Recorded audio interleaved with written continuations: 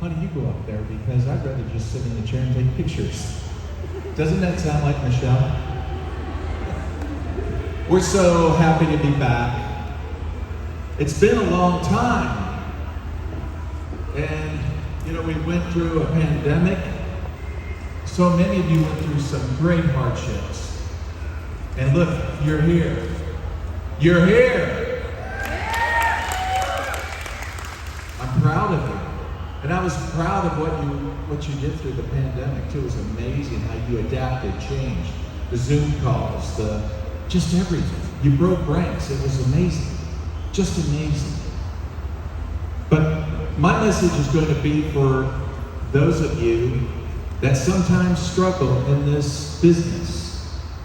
And that might be some of you that have been in this for years, or some of you that just joined. And I want to talk to you about that, because I want you to understand, I did not have perfect circumstances when I started. When I started in this business, it was very difficult. And so I'm going to take you on a journey. And I want you to understand that in this business, the saying, facts tell, but what? Stories sell, that's right. But I'm not going to give you a fairy tale. It's not meant to entertain, but at the same time, it's meant to inspire. And I want you to understand that you have a story too. If you just started with Fort Life, your story has begun. If you've been with Fort Life for a while, you might be on chapter 3 in your story. But stories are important, because when people join you, that's the one thing they're going to ask. Well, how was it when you got started? Or how is it going now? And I want you to understand your story is very important. You have many pages left that's going to be written. But I want you to understand how important that is. I can remember I was going back when I got started, I was a small business owner. I had up to 40 employees. I had 2 major accounts. And for 13 years, it was great. Prior to me getting involved with Fort Life, I was more of a hobbyist when it came to network marketing. So you have to understand, I said this to someone the other day, and he said, my gosh, man, you started when I was 2 years old. I started in 1977. The first company I signed up with was FLP, Forever Living Products. Anybody remember that? The aloe vera juice? Yeah. I bought a case and I would go sell it. That's what I did in 77. Now, as time evolved, as technology changed, what we did, how we did it, the methodology and all that, I continued to involve myself in network marketing, and it was fun. I enjoyed it. I enjoyed doing presentations. But again, I was a hobbyist. I wasn't committed to it. And that was until I lost my 2 major accounts. I went into bankruptcy. There was no way I could save what I was doing, my company, and I had no money whatsoever. And when we go through those experiences and we think, this is the worst thing that can happen to me, it's really the best thing that could ever happen to you. Because it was at that point I reached threshold. Threshold is when everything changes. And I said to myself, Jeff, you've been telling people for a long time, network marketing is the thing to do. It's the business to be in. Why don't you live your message? So that's when I went in search for a company, found David Lisenby, his products, and the only problem was I didn't have any money to get started. 0 money to get started. It was horrible. Felt sorry for myself, was depressed. All I could focus on was what I didn't want. And then One day I just sat on my porch and I just said a prayer. I said, God, if you could only help me find a way. And then when I opened my eyes, I looked down in my driveway and I saw the only thing that was left from my bankrupt business was a junk truck. The engine didn't start. One of the tires was flat. I kept the window rolled down for the neighborhood cat so he could sleep in it. And I said, that's it. That's it. That's my ticket out of here. The junk truck. Of course, if people knew what I was thinking at the time, they said, man, that guy's crazy, man. Call the police. Yeah. And I called the junkyard. The guy came out. He said, I'll give you $400. And I said, take it. I put $200 in the groceries, and I put $200 in the products. I'm going to tell you, have you ever had somebody say, hey, will you pay my way in? Will you buy my membership? Will you buy my products? Don't ever do that, because you're killing their story. Nobody ever bought my products. Nobody bought my membership. I had no money. In fact, I had a woman call me not too long ago, and she said, I got a problem. I said, what? I want to get started, but I don't have the money to join. Will you pay my way? I said, wait, I don't understand your problem. Well, I just told you what the problem is. No, that's your excuse. I want to understand the problem. Because I'm the guy that had to sell a junk truck to get started. See, that's part of my story. Nobody can steal that from me. Nobody can take that from me. And it was very difficult. It wasn't the kind of story at the time that I wanted to live, But it was what I went through and the lessons it taught me. And so that's what I did. And guess what I did after that? I made a contact list, right? People that I was going to call. People that I was going to set up appointments. People that I was going to prospect. My sponsor sent me a cell phone because he knew I couldn't afford a telephone bill. But I didn't get reception where I lived. So I drove up in the hills of Tennessee. I can remember when I got started, this is what I did. Of course, you're going to say, Jeff, you're crazy. I agree. But, hey, when you don't have resources, you get resourceful. But I remember driving up in the hills. I remember one day opening up a cattle gate, driving my truck in the field, closing the gate so the cows did not get out. And I got my notes out on the hood of the truck, and I started making phone calls. And that was my executive office. I started calling people. I started making appointments. Of course, they would hear the cows, right? They say, what is that? I'm hearing cows. Oh, yeah. Hey, well, I'm out in the country. It's very spiritual. I'd like to come out and clear my head sometime. Well, listen, will this Saturday at 1 o'clock be okay? We can meet then? Good. It was like that. And I remember when I went out to see people, when I went out to do meetings, I didn't even have the gas money to get back. I had to borrow money from the host to get back home. In fact, at that time, I can remember that I was behind paying the bank on my truck. I was behind paying the utilities, 3 months, it seemed like. And I got a knock at the door one day, and the man said, sir, I'm here to get a check for the utilities, or I gotta cut it off. I said, oh, okay, yeah, right. Well, I'll tell you what, I've got a checkbook in my truck in the driveway. I'll just go out and write you a check, okay? Wasn't much money in the account. I went out, but what I didn't know was that morning the bank had already repossessed my truck. And when I walked out to the driveway and I looked, I said, where's my truck? My truck is gone. I parked it here last night. Where is it? Like he would know, right?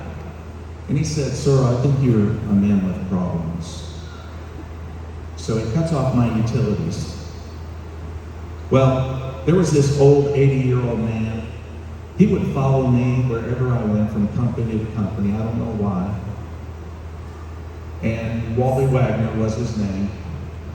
And he gave me a car, one that looked like it had been in his family 4 generations. You know, it did have a little paint left on it. And that was the car that I was going to get around with, and he gave me some money to get my utilities turned back on. And so I can remember at that time that, again, I would go out, do meetings. I remember one day I was going to go to Cincinnati, Ohio to do a meeting. Long distance, about 8-hour drive, I guess. And I had the oil change, but the man that changed the oil, he didn't tighten down the lid for the oil filter. So when I was driving down the interstate, the highway, I was thinking about everything that was happening in my business. And I was thinking, wow, things are starting to come together. I have a team now. Things are growing. I have an income now. My dreams are coming true. It's really gonna happen. And boom, boom, bam, bam, I'm on the side of the road with a locked up engine. And I'm doing this.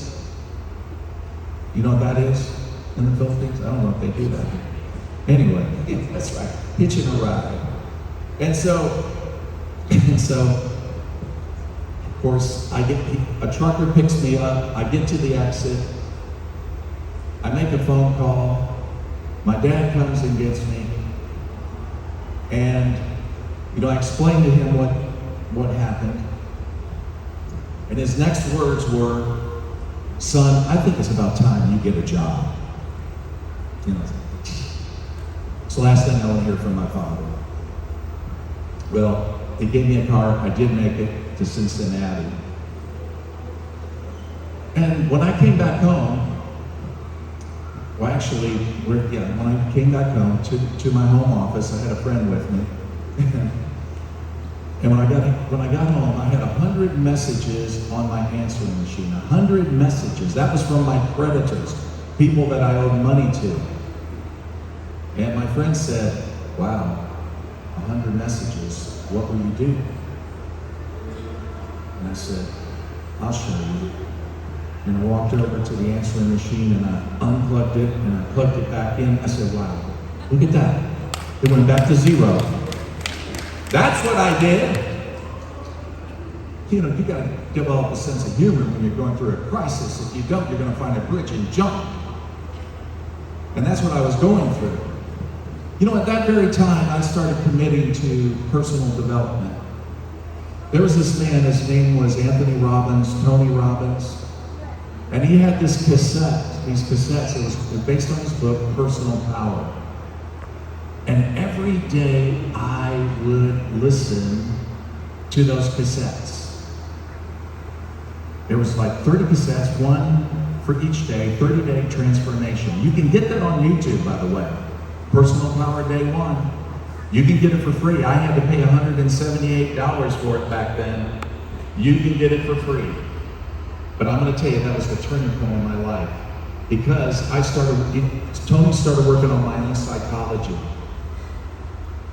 And so I can remember every Sunday, this was something I did. I would go in the city that I lived in at the time, I would go to where the rich people lived. And I would go down Dream Street. Now, some of these houses were built before the Civil War, which is in the 1800s, right? Beautiful houses. Beautiful, like Gone with the Wind with the pillars out front, all that. So I would go down Dream Street every Sunday. There's actually more than one street, but there was one main street, Dream Street. And I would walk down that street, and I would think to myself, yes, this is the way it's going to be. And that house, the one with the pillars out front, yeah, I'm going to have a house just like that. The rose gardens, perennial gardens, I'm going to have a garden too. That Mercedes in the driveway, I'm going to put a BMW next to it. And I would do that every Sunday, go down Dream Street. Some call that the law of attraction. What you think about most is what you attract in your life. And man, was I ready for change, because I hated my life. I hated it. You want to be great in this business?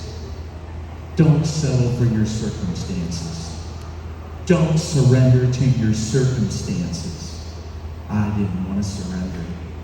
And every Sunday I went down Green Street, broke as I was, and that's all I would think about. Yes, this is the way my life is going to be. And this is how it's going to turn out.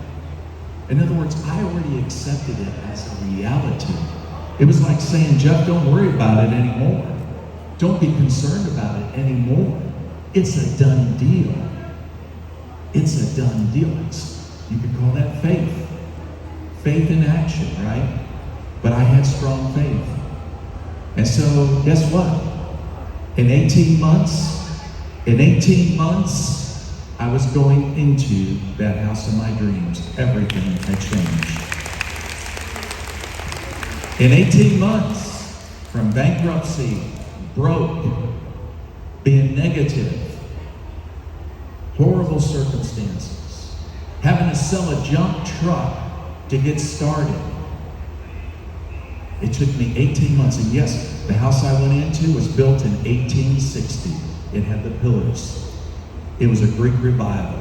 I loved it. I lived in a historic community, and it was such a rewarding experience to meet neighbors, get involved in the community, get involved in the arts community there.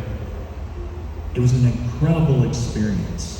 And yes, I had the gardens, and yes, the Mercedes. It was just like that. You know what, friends? I never looked back. I never looked back. I just kept moving forward. I kept moving forward. And so what I want you to do is just understand, when you think about it and you say, you don't understand my circumstances.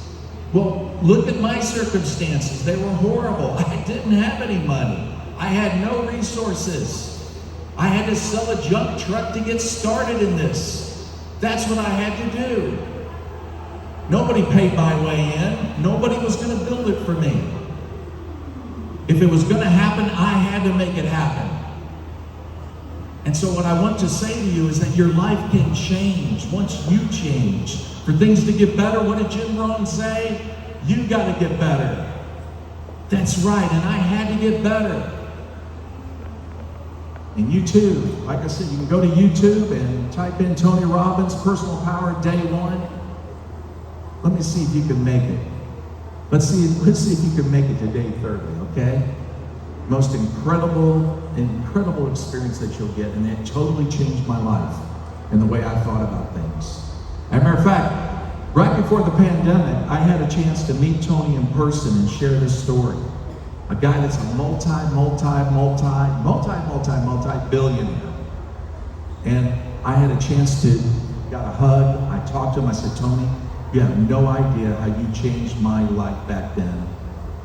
When I listened to your cassettes, Personal Power, and what happened, I explained to him what happened. It was an incredible thing to finally meet my mentor. And that was right before the pandemic began. I went to an event. I'm telling you, your best days are ahead. I'm telling you, your story is so important, so do it right. Do it right. Come in this thing with speed. Speed is exciting. Speed is fun. Speed makes people look at you because you have a sense of urgency about your business. People get curious about you, like, man, this person seems different, man. I think I want to connect with them. I want to get to know them. Slow and steady never works. Slow and steady is boring. And in 18 months, I did what most would say was impossible. And it's when I go to generic network marketing events like Eric Worre and some of those, people come up to me and they say, wow, you've been in that company 24 years? 24 years? How do you do that? I said, well, that's really easy. Never quit. Never quit. And I didn't quit. So, my friend, I want you to understand that you can change your circumstances by changing your thinking. I want you to dream big. If your team is not the size you want, if your income is not the size you want, then you don't have a big enough dream. Don't make the dream just about you. I love giving money away. God knows how much I've given away. And that's the thing, I wanted to live a life of contribution, not just getting something. Are you ready for that? Are you ready to take your business to the next level? Yes! I know you can do it. I know you can do it. Later on tonight, I'll talk to you more about that. But I wanted to share that story with you. My struggles, and remember this. That's the one thing when I talk about people, about this business, I say, I talk about is my struggles. I don't talk about the big house I have, the Mercedes, or nope, because it's not believable to most people. What I talk about is my struggles.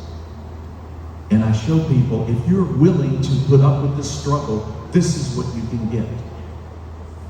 And I'm telling you, friends, sell that rain, not just the sunshine. That's what Dolly Parton said. If you want to have the rainbow, you got to put up with the rain. And I'm just saying, stick with it. I'm proud of you. I love all you guys.